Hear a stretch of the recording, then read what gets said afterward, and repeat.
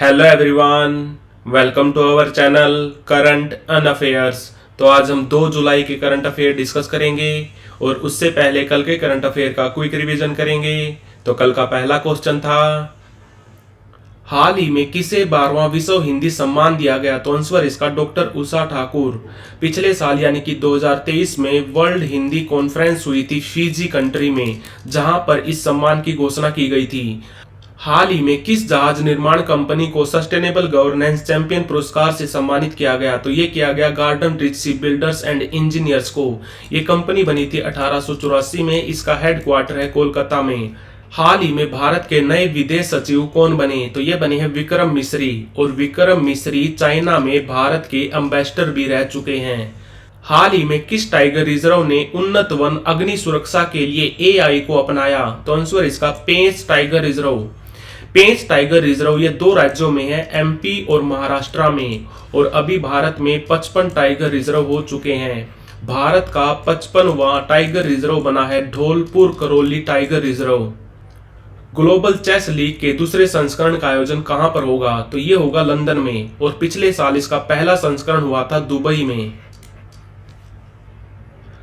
हाल ही में कौन European council के नए अध्यक्ष नियुक्त हुए? तो आंसर इसका एंटोनियो कोस्टा। एंटोनियो कोस्टा पुर्तगाल कंट्री के पीएम भी रह चुके हैं। यूरोपियन काउंसिल बना था 1974 में। इसका हेडक्वार्टर है ब्रुसेल्स में और ये 2009 से फॉर्मली तौर पर काम कर रहा है। हाल ही में थेल्स ग्रुप ने भारत की किस डिफेंस कंपनी के साथ मिलकर 70 रॉकेट बनाने के लिए समझौता किया? तो आंसर इसका अडानी डिफेंस। और ये थेल्स ग्रुप कंपनी है फ्रांस की। हाल ही में किसने महिला टेस्ट क्रिकेट में सबसे तेज दोहरे शतक का रिकॉर्ड तोड़ा? तो आंसर इसका शेफाली वर्मा। शेफाली वर्मा ने साउथ अफ्रीका के खिलाफ खेलते हुए 194 गेंदों में अपना दोहरा शतक कंप्लीट किया। हाल ही में किसने कॉमनवेल्थ शॉर्ट स्टोरी प्राइज 2024 जीता? तो आंसर इसका संजना ठाकुर। संजना ठाकुर मात्र 26 साल की हैं। इनका संबंध है मुंबई से और इनको ये पुरस्कार दिया गया है एक स्टोरी के लिए जिसका नाम है ऐश्वर्या राय। और कॉमनवेल्थ कंट्री कितने हैं? तो वो है 56। तो बढ़ते हैं आज की वीडियो की तरफ। आज का पहला क्वेश्चन है, हाल ही में किसने भारत के हरित हाइड्रोजन पुश का समर्थन करने के लिए 1.5 बिलियन डॉलर ऋण को मंजूरी दी? 1.5 बिलियन डॉलर पड़ते हैं लगभग 12,000 करोड़। तो आंसर इसका विश्व बैंक। विश्व बैंक। और हरित हाइड्रोजन को लेकर भारत का लक्ष्य क्या है? हमें 2030 तक 500 गीगावाट रिन्यूएबल एनर्जी कैपेसिटी को इंस्टॉल करना है और 2070 तक हमें नेट जीरो बनना है। 2070 तक। और भारत सरकार ने हरित हाइड्रोजन और इलेक्ट्रोलाइजर के उत्पादन के लिए 19,740 करोड़ की लागत से national green hydrogen mission launch किया था। कब? 4 जनवरी 2023 को। ये भी याद रखना। और 3 तरह की हाइड्रोजन होती है। एक होती है ग्रीन हाइड्रोजन जो पानी के इलेक्ट्रोलाइसिस से बनती है। दूसरी होती है ब्लू हाइड्रोजन। ब्लू हाइड्रोजन का उत्पादन होता है नेचुरल गैस से। और तीसरी होती है ग्रे हाइड्रोजन जो कोयले से बनती है। तो भारत के हरित हाइड्रोजन पुश का समर्थन करने के लिए 1.5 बिलियन डॉलर के ऋण को मंजूरी दी है विश्व बैंक ने। एसबीआई के नए चेयरमैन कौन नियुक्त हुए? तो ये हुए हैं CS सेट्टी, चल्ला श्रीनिवासुलु सेट्टी। इनसे पहले थे दिनेश खड़ा। दिनेश खड़ा, इनकी उम्र 63 साल होने वाली है अगस्त महीने में। और एसबीआई के चेयरमैन के लिए शर्त यह है कि चेयरमैन की उम्र 63 साल से ऊपर नहीं होनी चाहिए। और ये जो फाइनेंशियल इंस्टीट्यूशन होते हैं इनके चेयरमैन की नियुक्ति कौन करता है? तो वो करता है FSIB यानी कि फाइनेंशियल सर्विस इंस्टीट्यूशन ब्यूरो। और बात करें अगर एसबीआई की, तो एसबीआई बना था 1 जुलाई 1955 को। इसका राष्ट्रीयकरण हुआ था 1 जुलाई 1955 को। इसका हेडक्वार्टर है मुंबई में। और एसबीआई के अभी 27वें चेयरमैन बनाए गए हैं CS सेट्टी। हाल ही में आई एक रिपोर्ट के अनुसार भारत की सबसे मूल्यवान ब्रांड यानी कि वैल्यूएबल ब्रांड कौन सी है? तो ये है टाटा समूह, टाटा ग्रुप। टाटा ग्रुप, इसकी वैल्यू अभी कितनी है? तो वो है 28.6 billion dollar. 28.6 billion dollar. Tata समूह भारत की सबसे मूल्यवान ब्रांड है। और दूसरे नंबर पे है इन्फोसिस और तीसरे नंबर पे है HDFC बैंक। और बैंकों की बात करें तो सबसे मूल्यवान बैंक है HDFC, और दूसरे नंबर पे है SBI, और तीसरे पे है ICICI बैंक। तो आंसर है इसका टाटा समूह। T20 वर्ल्ड कप 2024 किसने जीता? तो फाइनल में भारत ने साउथ अफ्रीका को 7 रन से हराकर T20 वर्ल्ड कप 2024 को जीत लिया है। भारत ने इसको दूसरी बार जीता है, पहली बार जीता था 2007 में जब इसका पहला संस्करण था। भारत T20 वर्ल्ड कप को 2 बार जीतने वाली तीसरी टीम बन गई है, वेस्ट इंडीज और इंग्लैंड के बाद। फाइनल में मैन ऑफ द मैच रहे विराट कोहली और मैन ऑफ द टूर्नामेंट रहे जसप्रीत बुमराह। सबसे ज्यादा विकेट लिए फजरुल फारूकी ने, इनका संबंध है अफगानिस्तान ने, इन्होंने इस टूर्नामेंट में 17 विकेट ली। और सबसे ज्यादा रन बनाए हैं अफगानिस्तान के ही गुरबाज ने, रहमुल्लाह गुरबाज, इन्होंने इस टूर्नामेंट में 281 रन बनाए। और ये T20 वर्ल्ड कप का 9वां संस्करण था, पहला संस्करण हुआ था 2007 में। इसको 2-2 बार जीता है इंडिया, वेस्ट इंडीज और इंग्लैंड ने, और एक बार जीता है पाकिस्तान, श्रीलंका और ऑस्ट्रेलिया ने। और T20 वर्ल्ड कप को जीतने के बाद भारत के 3 खिलाड़ियों ने T20 क्रिकेट से संन्यास ले लिया, रविंद्र जडेजा, विराट कोहली और रोहित शर्मा ने, ये भी याद रखना। तो आंसर इसका भारत। हाल ही में नासा ने किसके साथ अंतरराष्ट्रीय अंतरिक्ष स्टेशन को नष्ट करने के लिए अनुबंध किया? अंतरराष्ट्रीय अंतरिक्ष station, international Space station, ISS को इस्टेब्लिश किया गया था 1998 में। 5 कंट्रीज की स्पेस एजेंसी ने साथ मिलकर इस्टेब्लिश किया था इंटरनेशनल स्पेस स्टेशन को। इसको इस्टेब्लिश किया गया था लो अर्थ ऑर्बिट पे। ये अब बहुत पुराना हो गया है। ISS में सूक्ष्म रिसाव बहुत ज्यादा हो रहा है, इसीलिए नासा ने इंटरनेशनल स्पेस स्टेशन को नष्ट करने के लिए अनुबंध किया है स्पेसएक्स कंपनी के साथ। स्पेसएक्स कंपनी ये बनी थी 2002 में। इसके फाउंडर कौन थे? तो वो थे एलन मस्क।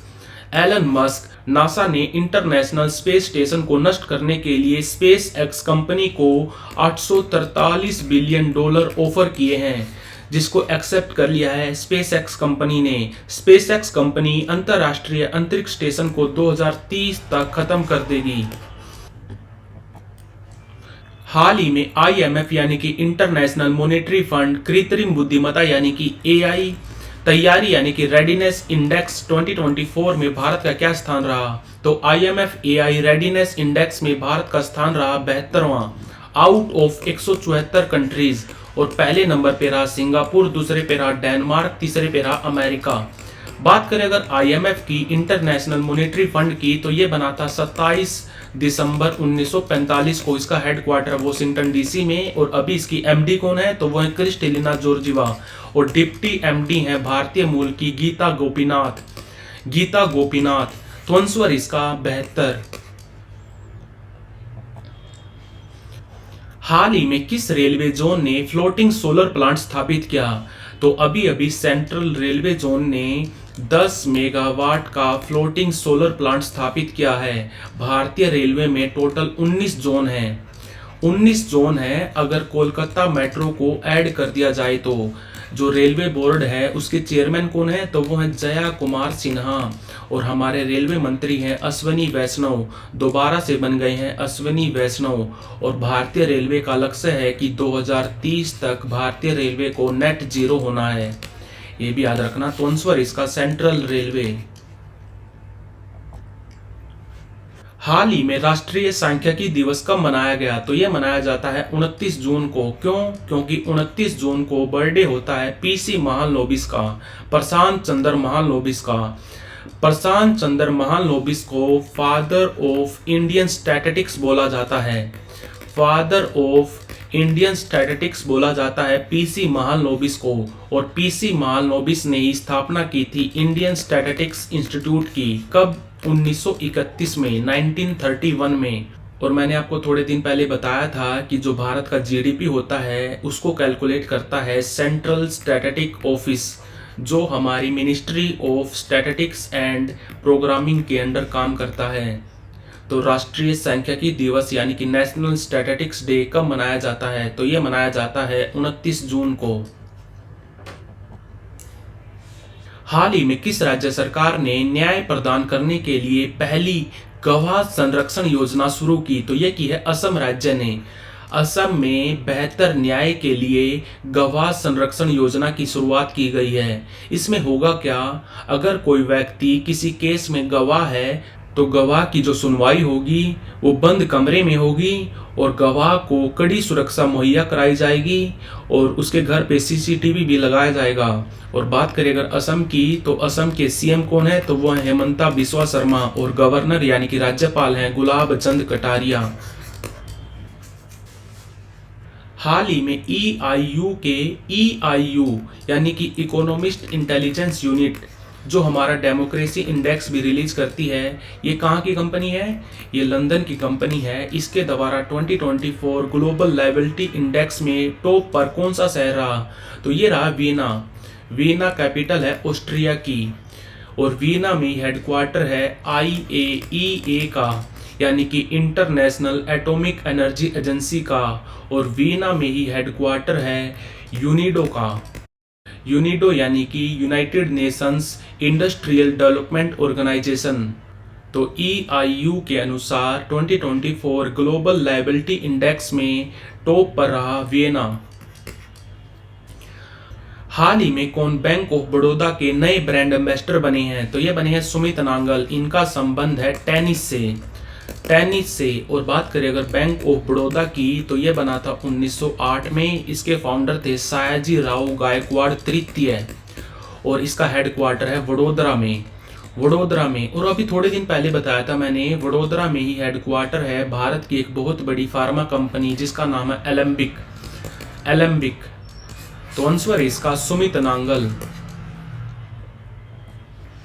हाल ही में ये घोषणा की गई कि किस कंट्री के निवासी अब QR कोड का उपयोग करके ऑनलाइन पेमेंट कर पाएंगे, तो आंसर इसका नेपाल। और नेपाल पहला कंट्री था जिसने UPI को एडॉप्ट किया था। भारत के UPI को एडॉप्ट करने वाला पहला कंट्री था नेपाल। UPI यानी कि यूनिक पेमेंट इंटरफेस, जो बना था 2016 में। इसको बनाया था national payment corporation of India ने, NPCI, जो बनी थी 2008 में। इसका हेडक्वार्टर है मुंबई में और अभी इसके MD और CEO हैं दिलीप असबे। और बात करें अगर नेपाल की, तो नेपाल के PM है पुष्पा कमल दहल और प्रेसिडेंट कौन है, तो वो है रामचंद्र पौडेल। और यहाँ पर मुद्रा चलती है रुपया, नेपाली रुपया। और नेपाल की कैपिटल है काठमांडू में ही हेडक्वार्टर है सार्क का। तो आंसर इसका नेपाल। तो like, share, subscribe. Thank you for watching current and affairs.